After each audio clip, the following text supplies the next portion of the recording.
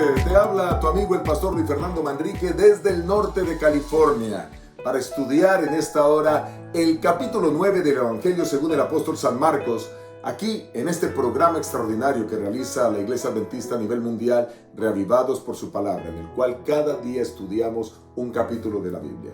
Bueno, entremos entonces al estudio sin más preámbulos de Marcos, el capítulo 9, con el versículo 1.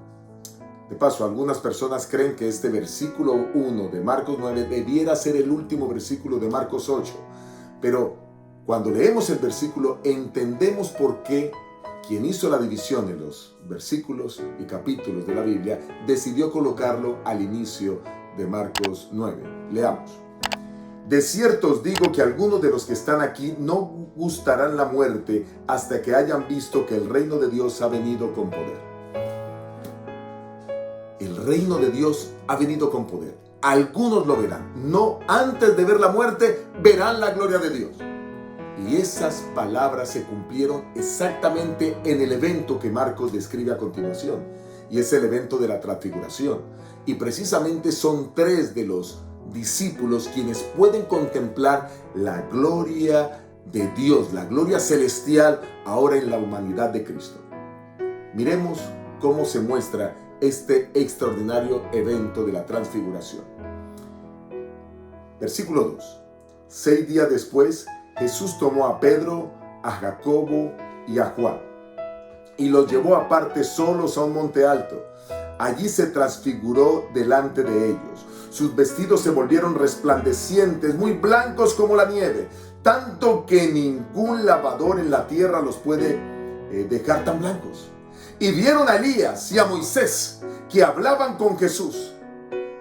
Entonces Pedro dijo a Jesús: Maestro, bueno es para nosotros que estemos aquí. Hagamos 3 enramadas, una para ti, otra para Moisés y otra para Elías.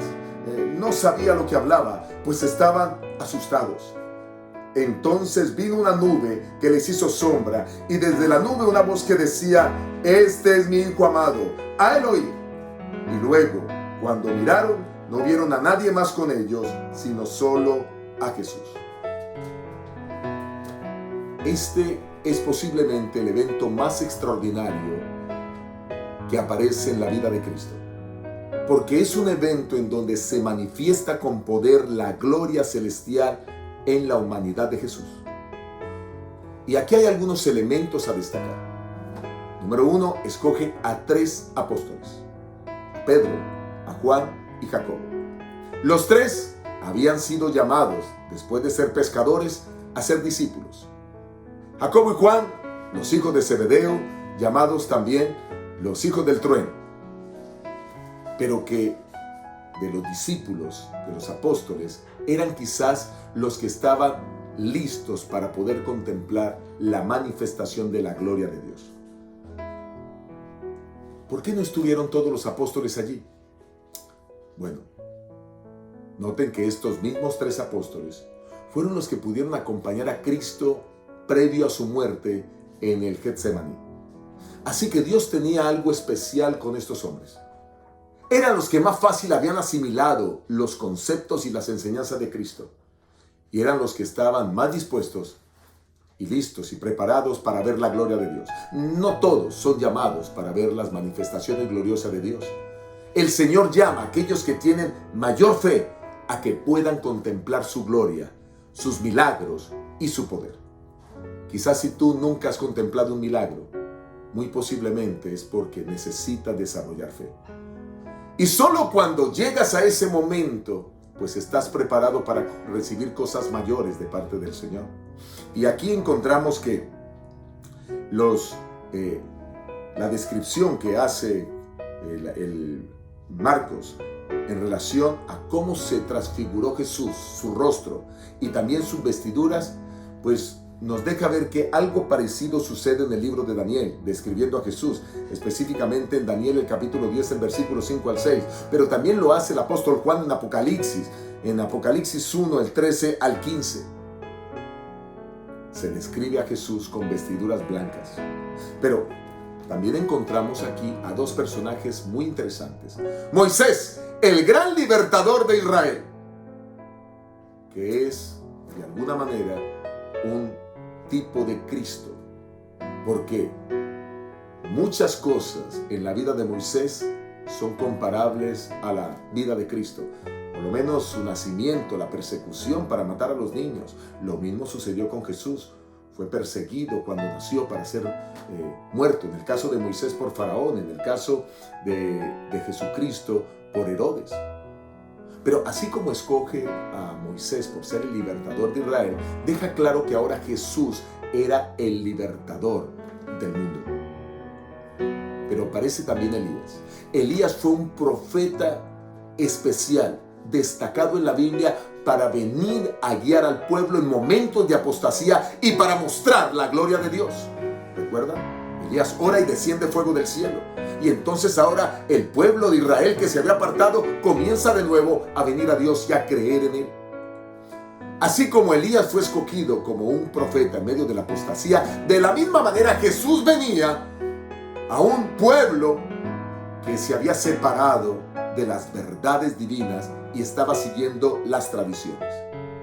Pero la razón primordial por la que Elías y Moisés aparecen al lado de Jesús es porque estos dos hombres fueron llevados al cielo. La palabra muestra que Moisés, quien vivió aproximadamente unos 16 siglos antes de Jesús, él muere en el monte Nebo y como dice Judas en versículo 9, el arcángel Miguel vino a pelear con Satanás por el cuerpo. Así que Moisés muere y es resucitado y prefigura a todos aquellos que mueren creyendo en Dios, pero que serán resucitados. En el caso de Elías, Elías es un profeta que fue llevado antes de conocer la muerte. En otras palabras, Elías no sabe lo que es morir, porque vino un carro de fuego y lo llevó al cielo. Eso está registrado en Segunda de Reyes, el capítulo 12, el versículo 9 al versículo 11. Así que aquí nos prefigura dos tipos de personas. Número uno, las personas que irán a la tumba y si creen en Jesús serán resucitados, tal como lo describe Juan 11:25.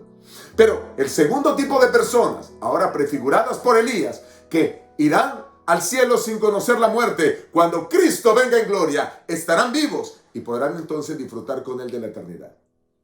Qué interesante.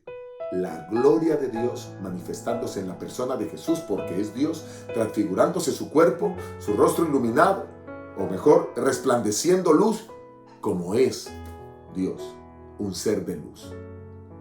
De la misma manera, recordarán ustedes, solo para que quede claro este concepto que de Dios emana luz, que Moisés, tal como lo establece el capítulo 34 del Éxodo, se encontró cara a cara con Dios y su rostro resplandeció.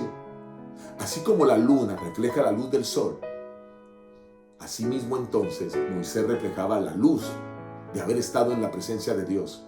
Y aquí los apóstoles, en este caso Pedro, Juan y Jacobo, pueden ver a Jesucristo manifestándose en la gloria divina. Qué tremendo episodio. Y hay algo que nos llama poderosamente la atención. Miren el versículo, en este caso el versículo 9. Mientras descendían del monte, les mandó que a nadie dijeran lo que habían visto, hasta que el Hijo del Hombre hubiera resucitado de los muertos. Ellos debían callar lo que habían visto. Habían visto la gloria de Dios, pero era inoportuno decirlo en ese momento, porque muchos, o mejor, los mismos compañeros, los otros apóstoles, quizás no estarían dispuestos a creer, quizás pondrían dudas, harían muchas preguntas, tendrían interrogantes. Necesitaban seguir desarrollando su fe, seguir escuchando las palabras de Jesús, para entonces ahora estar listos para lo que vendría. Por eso la fe se desarrolla por el oír de la palabra de Dios, como lo dice Romanos 10:17. Cuando tú estás aquí, pues ahora tú estás desarrollando la fe al ver y al escuchar las palabras del Señor. Así que la transfiguración es un evento impresionante. Ellos no dijeron nada hasta después de la resurrección, y ahora entonces los apóstoles podían creer al respecto. Dios ha escogido a personas para que puedan creer en su palabra. Y saben, este texto está directamente relacionado con el siguiente, porque en el siguiente Jesús sana a un muchacho endemoniado que se necesita fe. Los discípulos tenían demasiada fe en sí mismos y poca fe en Dios. Miren por ejemplo lo que dice el versículo 14. Cuando llegó a donde estaban los discípulos, bueno, ellos estaban ahora en el monte de la transfiguración, ahora vienen y descienden, y cuando llegan a donde estaban los discípulos, había una gran multitud alrededor de ellos, y escribas que discutían con ellos. Enseguida toda la gente viéndolo se asombró, y corriendo a él los saludaron, y él les preguntó: ¿qué discutís con ellos?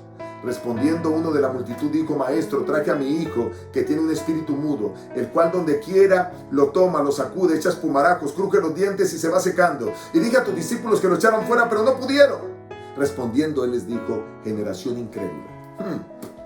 Las palabras de Jesús parecen fuertes aquí, pero Jesús le estaba diciendo incrédulos tanto a los apóstoles que habían orado, y por supuesto no habían logrado que el espíritu inmundo saliera del cuerpo de aquel muchacho, como a los escribas que conocían la escritura, se dedicaban a eso, no existían los libros, a escribir, y ahora entonces también dudaban del poder de Jesús. Pero aquí suceden cosas extraordinarias, y es que finalmente el milagro se hace. Dios obra un milagro maravilloso. Y para mí el versículo central de esta historia está en el versículo 23. Jesús le dijo: si puedes creer, al que cree, todo le es posible. ¿Tienes algún problema en tu vida? Yo quiero decirte que todo es posible en las manos de Dios. Y este capítulo nos deja ver esto. Sin embargo, cada vez que hay un problema, la mayoría de personas ponen en primer lugar la duda antes que la fe. Sin fe es imposible agradar a Dios, dice Hebreos 11:6. Los discípulos no tenían la fe suficiente, por eso el Señor no los llevó a todos al monte de la transfiguración. Los discípulos ahora no podían contemplar tampoco el que ellos oraran y vieran este milagro, aunque ya lo habían hecho en el pasado. Aquí no lo podían hacer. La razón: les faltaba fe. Y el Señor Jesús dice en el versículo 29, y les dijo: este género con nada puede salir sino con oración y ayuno. Pero no está hablando de ayunar una vez o de orar una vez. Habla del ayuno y de la oración como parte de la vida. ¿Cuántas veces tú ayunas? ¿Cuántas veces tú oras? ¿Quieres milagros? ¿Quieres ver la gloria divina? Pues yo quiero decirte que no des lugar a la duda. Sé una persona de fe y puedes contemplar la gloria de Dios como pudieron contemplarla en este caso Pedro, Juan y Jacobo. Que Dios te bendiga y que podamos juntos seguir siendo reavivados por su palabra.